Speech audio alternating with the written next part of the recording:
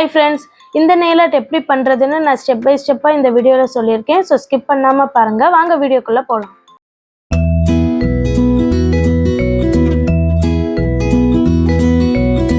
இந்த nail art பண்றதுக்கு நம்ம வந்து ஃபர்ஸ்ட் ஒரு glitter shade எடுத்துக்கலாம். ஸோ பேஸ் வந்து ஒரு நல்ல கிளிட்டர் ஷேடாக இருந்தால் பார்க்க லுக்கு நல்லா இருக்கும். அதனால நான் சில்வர் கலர் எடுத்திருக்கேன்.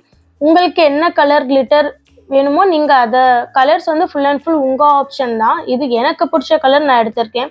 ஸோ சில்வர் கலர் வந்து நான் ஃபஸ்ட்டு ஒரு கோட்டிங் ஃபுல்லாக அப்ளை பண்ணிவிட்டு நான் அதை வந்து 60 செகண்ட்ஸ் க்யூர் பண்ணிக்க போகிறேன். பண்ணிவிட்டு அதுக்கப்புறம் மேலே இன்னொரு லேயர் அப்ளை பண்ண போகிறேன்.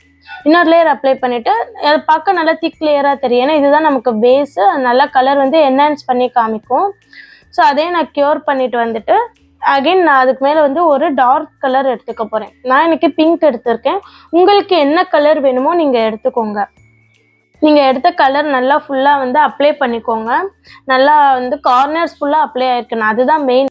அப்ளை பண்ணிட்டு நம்ம வந்து அதை க்யூர்லாம் பண்ணக்கூடாது, அப்படியே வச்சுருக்கணும். நான் இந்த ஷில்ஸுடைய கிறிஸ்டல் கிளியர் பவுடர் தான் எடுத்திருக்கேன் நான்.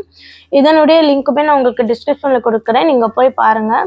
ஸோ இதை எடுத்து நான் வந்து அந்த ஃபேன் ப்ரஷ்ஷால் நான் வந்து டாப் கோட் ஃபுல்லாக அப்ளை ஆகிற மாதிரி நான் அதை ஸ்ப்ரிங்கிள் பண்ணி விடுறேன். நல்லா அது வந்து பட்டிருக்கணும், எல்லா இடத்துலையுமே பட்டிருக்கணும். அப்போ தான் நமக்கு டிசைன் வந்து லுக்கு கரெக்டாக வரும். இல்லை அப்படின்னா நமக்கு அந்த ஃபைனல் லுக் வந்து கிளியராக வராது.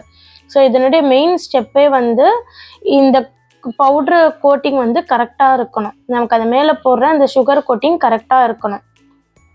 ஸோ பண்ணதுக்கப்புறம் அகெயின் க்யூர் பண்ணக்கூடாது. இந்த ஸ்டெப்லாம் மெயினாக நோட் பண்ணிக்கோங்க.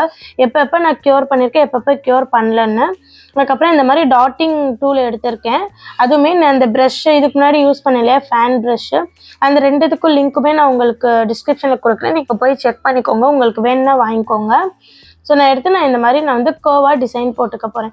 உங்களுக்கு என்ன டிசைன் வேணுமோ நீங்கள் வந்து ட்ரா பண்ணிக்கலாம். நல்லாயிருக்கும் ஆக்சுவலாக லுக்கு.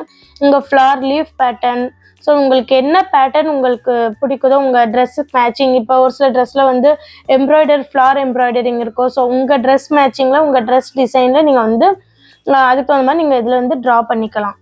இந்த டிசைன் வந்து நான் எதுலேருந்து யோசித்தேன் அப்படின்னா, கிரிக்கெட் பால் ரேடியம் கலரில் ஒன்று இருக்கும் பார்த்தீங்களா, அந்த பேட்டர்ன் யோசிச்சு தான் நான் இதில் ட்ரா பண்ணியிருக்கேன். ஸோ எப்படி இருக்குன்னு நீங்கள் பார்த்துட்டு சொல்லுங்கள். இதில் நம்ம வந்து ரேடியம் கலர் நெயில் பாலிஷ், அந்த பால் பச்சை கலரில் நம்ம நெயில் பாலிஷ் பிங்க்குக்கு பதிலாக அந்த பால் பச்சை கலர் அப்ளை பண்ணியிருந்தோம் அப்படின்னா உங்களுக்கு லுக் அதே மாதிரி இருந்திருக்கும். பட் எனக்கு பிங்க் அப்ளை பண்ணணும்னு தோணுச்சு. பட் பேட்டர்ன் மட்டும் நான் அதுலேருந்து எடுத்திருக்கேன்.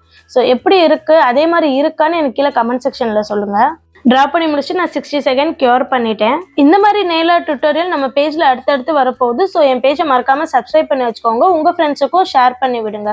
தேங்க்யூ ஃபார் வாட்சிங்.